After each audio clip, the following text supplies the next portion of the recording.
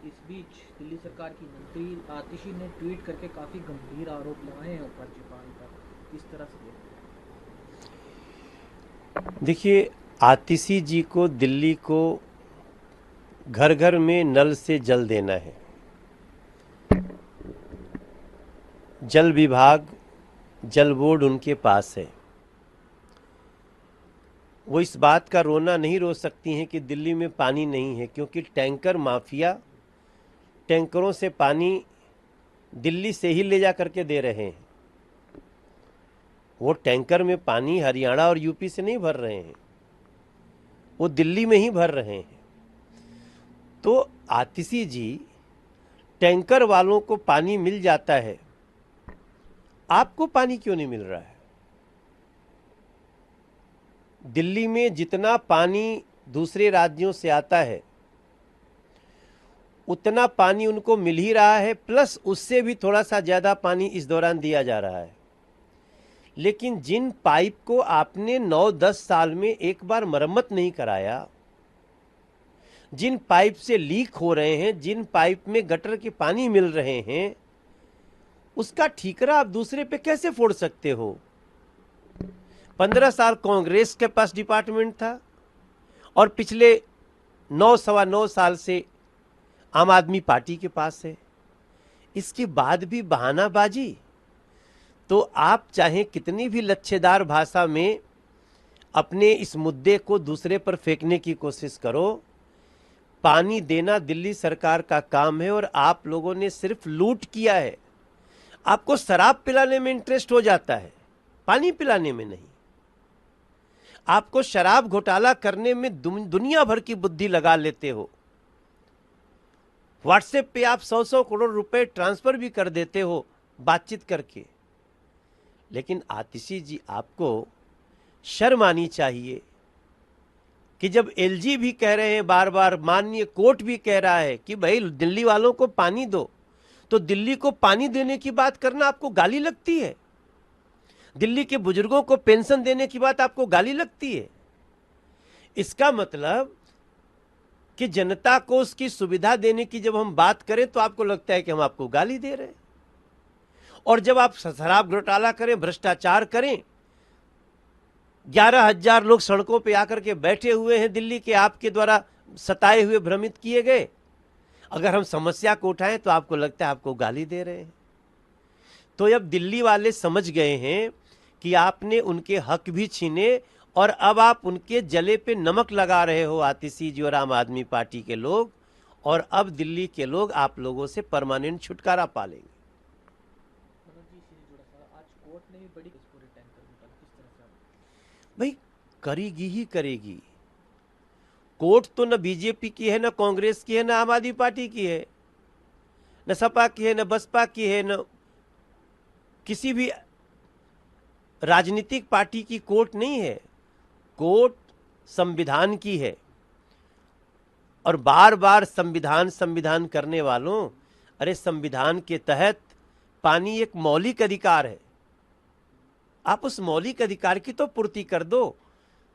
Court ने जो टिप्पणी की है मैं उनका स्वागत करता हूं, और इससे शायद आतिशी जी जैसे लोगों का और दिल्ली सरकार की, आम आदमी पार्टी की जो गवर्नमेंट है, उनका थोड़ा तो नशा उतरे कि आप लोग चलो और दिल्ली के लोगों की समस्याओं को दूर करो। समस्याएं दूर करने की बजाय समस्याएं बढ़ा रहे हैं। तो देखिए, अब ये दिल्ली समझ चुकी है कि जब हर बात, हर काम मोदी जी को ही करना है, तो 5-6 महीना बाद दिल्ली दूसरा जो चाबी है ना, वो भी डबल इंजन करके लगा देगी मोदी जी को, और हम 3-3.5 साल में दिल्ली को इन सारी समस्याओं से मुक्त कर देंगे। एक मीटिंग में कि लोग इस समय स्पेकुलेशंस कर रहे हैं कि मैं रायबरेली से सांसद रहूंगा या वायनाड से। ज़्यादातर लोग अपनी अपनी तरफ से एक्सपेक्ट कर रहे हैं, लेकिन आपको घबराने की ज़रूरत नहीं है। मैं कहीं से भी सांसद रहूं, वायनाड और रायबरेली दोनों के लोग मेरे डिसीजन से खुश रहेंगे।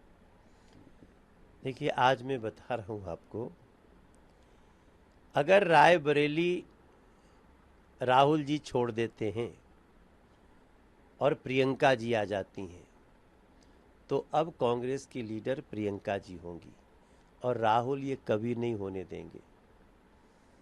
आप मेरी बात को 3-4 दिन बाद बात करिएगा।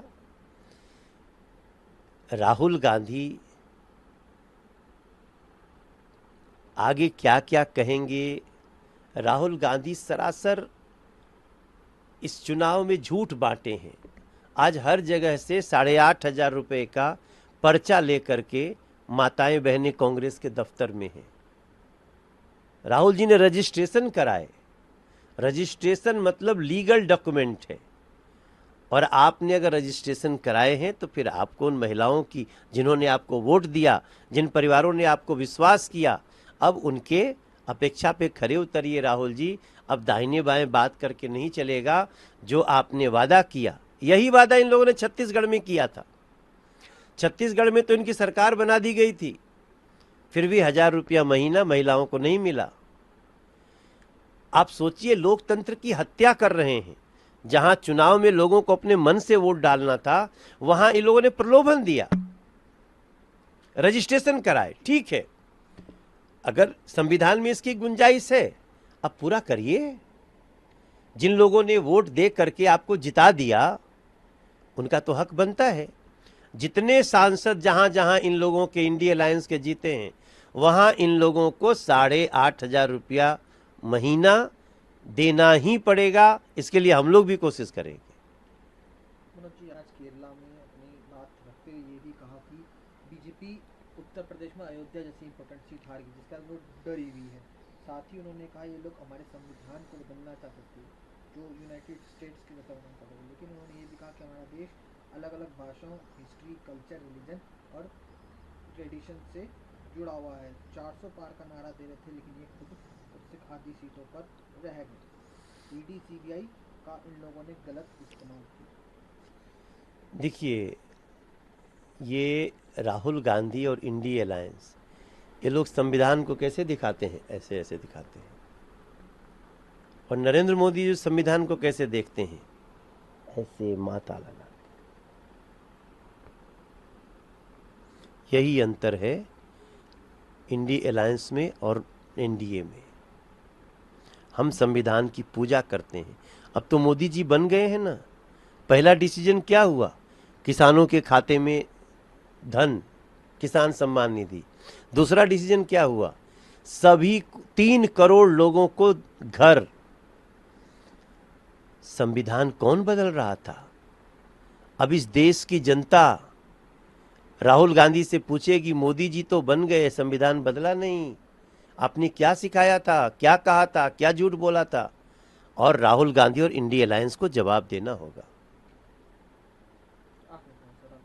उड़ीसा के नए मुख्य पटनायक भी मंच पर दिखे और प्रधानमंत्री की उनसे काफी बातचीत भी हुई है। देखिए, इसमें कोई दो राय नहीं है कि चाहे नवीन पटनायक जी हों या फिर इस देश का संविधान में विश्वास करने वाला कोई भी व्यक्ति हो, वो लोकतंत्र का सम्मान करता है, जनता के जनादेश का सम्मान करता है।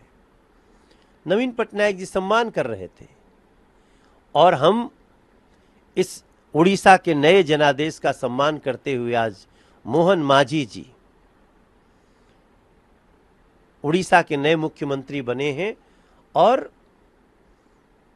अब उड़ीसा एक और उड़ान भरेगा, और हम उड़ीसा की आकांक्षाओं पे भारतीय जनता पार्टी सरकार खरी उतरेगी।